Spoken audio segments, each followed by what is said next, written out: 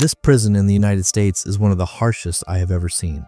I'd even say that if you threw an inexperienced young man in there, he might not last long. Just look at the perfectly aligned formations, the loud chants, and the high-intensity training.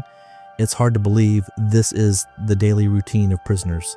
If you didn't know better, you'd think this was a special forces training camp. One guy woke up just a second too late and was immediately met with a storm of shouting, plus a punishment of 100 push-ups. What's surprising is that despite such harsh treatment, not a single prisoner backs out. The prison has a rule: if inmates can endure 16 months, they can be released on the spot, skipping decades of imprisonment. It sounds tempting, but the training here is so intense that most people simply can't make it. Even those who do are exceptionally tough, yet ironically, if they were that strong to begin with, they might never have ended up here. So what kind of prison is this, and what do these inmates actually go through? In Miami, United States, there is a rare military-style prison housing nearly 3,000 inmates, including murderers, robbers, and rapists. As the name suggests, besides regular cells, there is also a training center designed specifically for young inmates aged 16 to 24. The goal is to give them a second chance. If they complete 16 months in the camp, they regain their freedom. The head guard, named Shachima, is preparing an intense welcome ceremony because 37 new young inmates are arriving tonight. As soon as the transport bus pulls up, even before it fully stops, the guards rush over, shouting at the top of their lungs. Shachima leads from the front, yelling from the front of the bus all the way to the back, practically showering each newcomer with spit as a greeting. His aggressive approach works. The new arrivals are already terrified before even stepping off the bus, especially the one sitting in the last row, who is too scared to even breathe loudly. But this is only the beginning. The real hell training comes next. Since the goal is to start over, everything begins from scratch. The guards act like barbers, giving all the newcomers identical haircuts. One inmate who had grown dreadlocks for 2.5 years couldn't escape getting his head shaved. The messy styles are completely wiped out, leaving everyone looking uniform. Even during haircuts, inmates aren't allowed to relax. They must shout slogans while being shaved and occasionally stand up to do push-ups. According to Shachima, this is to help them adapt quickly to the rhythm here. If they can't even handle a bit of shouting, they might as well quit early and face a normal prison sentence instead. After the haircut, the newcomers are taken to the dormitory. If you think they can finally rest, you'd be very wrong. 500 high knee raises and 200 push-ups are mandatory before bed. The philosophy of this prison is to use intense physical training and psychological pressure to make inmates understand the cost of crime and rebuild their values. One inmate named Trimp is 23 years old and was in prison for theft. In 2 months, he's supposed to become a father, but he won't be there to see his child's birth. That alone is devastating. But even worse is the endless cycle of brutal training. In reality, the guards can already tell from the inmates' records who is genuinely remorseful and who is stubborn. Those who show effort might get lighter treatment, while the hard-headed ones receive extra punishment. Trimp falls into the latter category. He lost focus for just a moment and failed to keep up with the chants, and immediately 4 guards dragged him into a small room for extra training. From the moment he got off the bus until now, only 3 hours have passed, but to Trimp, it feels like 3 days. Still, for the chance to regain freedom after 16 months, he endures everything in silence. If he fails, he'll be transferred to the neighboring prison block, which is considered the real hell. In the cells next to the training center are hundreds of the most dangerous criminals, the worst of the worst. Most of them are on death row or serving life sentences, essentially waiting to die. With nothing left to lose, they're extremely dangerous and capable of anything, so dealing with them requires extreme caution. To prevent escapes, they're only allowed 3 hours of outdoor activity per week. Over time, the long sentences and concentrated population have created a unique prison culture. A 45-year-old inmate named Jinkalai is one of the creators of that culture. He was imprisoned at 16 for intentional homicide and has now spent nearly 30 years behind bars, making him a true veteran. The guards never relax around someone like him. One officer, who resembles Duyan Wade, keeps a constant eye on him, afraid he might suddenly attack. Jinkela's piercing gaze makes it feel like the entire prison belongs to him. After 3 decades in prison, he has developed his own survival rules. The most important one, he says, is to hold on to kindness and morality and never be led astray by other inmates. Hearing this, the guard standing nearby can barely hold back his laughter. You're a cold-blooded killer who doesn't even blink. Do you really think you can be led astray? It's already good enough if you don't lead others astray. In fact, ever since he was imprisoned at 16, Giancarlo has been constantly looking for a way out. From studying legal knowledge to crafting escape tools, big or small, he has tried it all. That's exactly why he is under strict surveillance by the guards. If a person like him were released back into society, it would undoubtedly cause serious harm. While death row inmates suffer the agony of awaiting execution, the younger prisoners endure the torment of military-style training. In the blink of an eye, these newcomers have already been here for a full week. The daily high-intensity training leaves them utterly exhausted. At 4 in the morning, just as they are fast asleep, guards kick the doors open, giving them 10 seconds to snap out of their dreams and return to the harsh reality of prison life. This is normal in the training camp.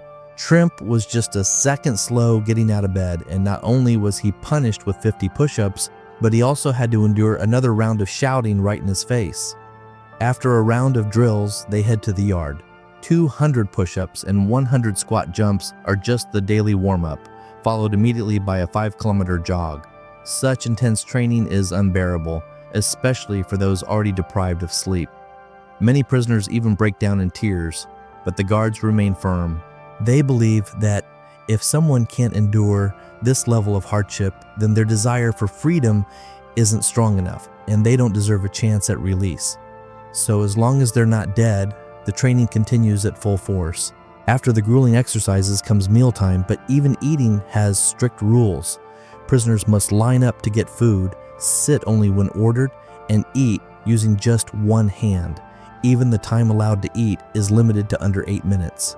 When a reporter asked about the reasoning behind these rules, whether it was to simulate special forces training, the guard gave a simple answer: it's meant to make them uncomfortable. Under such pressure, most inmates can't last even half a month.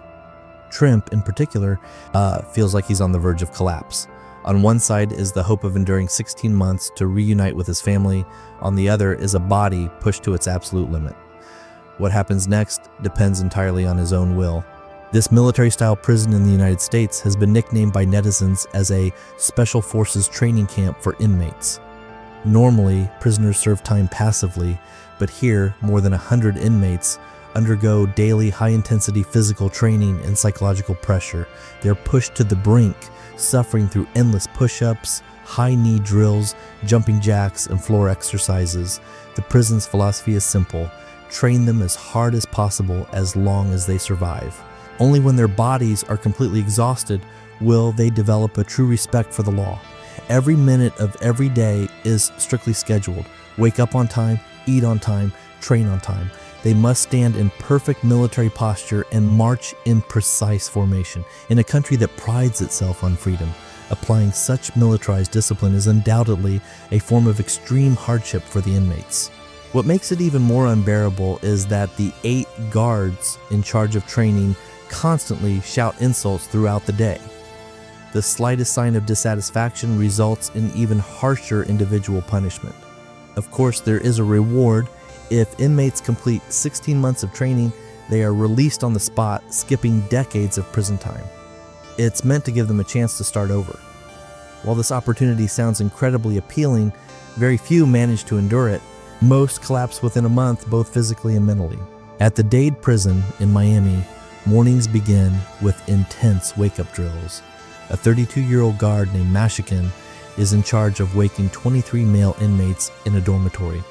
Despite being a female officer, her methods are even harsher than those of her male counterparts, earning her the nickname the Butcher of Hell among inmates. Everyone must jump out of bed immediately, stand upright with their heads held high, and begin counting off in sequence. If anyone hesitates or calls out the wrong number, they are forced to do 10 jumping exercises to wake up. After a barrage of shouting, inmates are given 3 minutes to dress, make their beds, and clean up, followed by 10 minutes to brush their teeth, wash up, and use the restroom.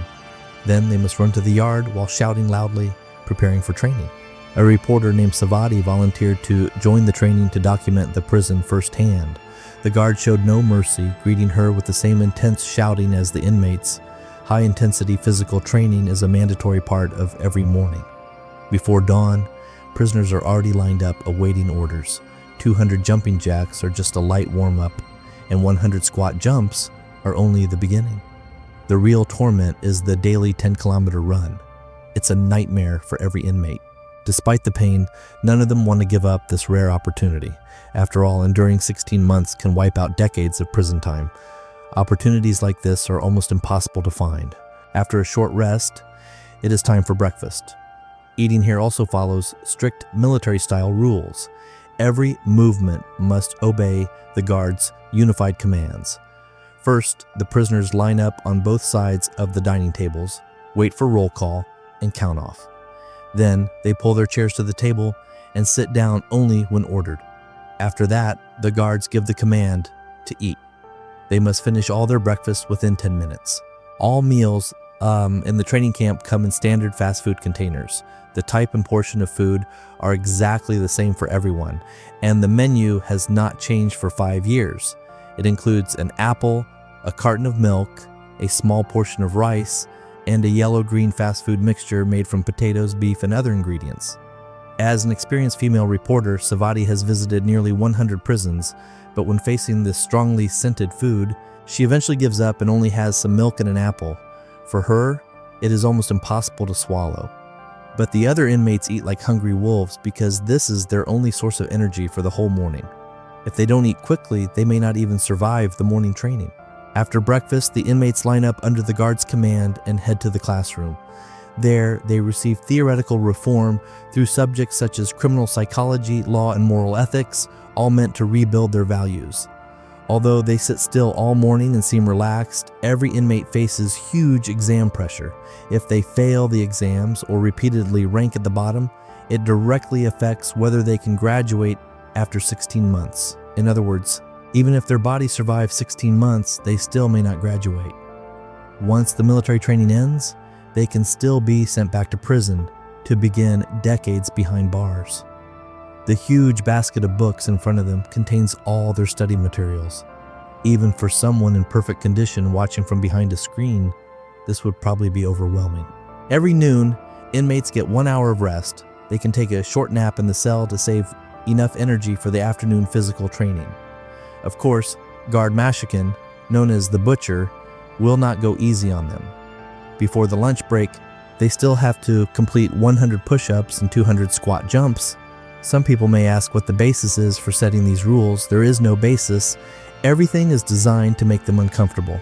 The extreme daily physical training and psychological pressure torture these inmates to the brink. Under this high-pressure system, some suffer mental breakdowns, some suddenly collapse, and many spend every day in tears.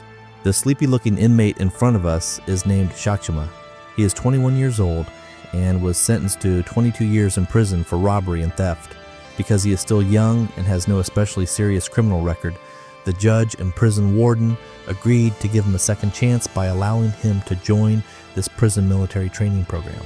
Although he can be released on the spot after surviving 16 months, this life of endless suffering has nearly pushed him to collapse many times. Another inmate who feels the same despair is named Trimp.